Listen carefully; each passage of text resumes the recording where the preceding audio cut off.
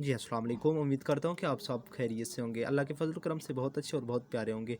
आज हम जिस टॉपिक पर बात करने जा रहे हैं वो है इंजेक्शन जैनम। ये किस लिए इस्तेमाल होता है और इसके क्या-क्या फ़ायदे हैं।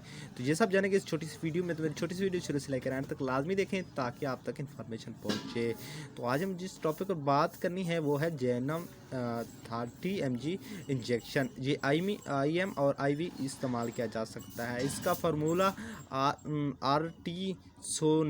आर्टिसोनेट है। ये जिनेक्स फार्मा का प्रोडक्ट है जो इजीली आपको हर मेडिकल स्टोर से मिल जाएगा।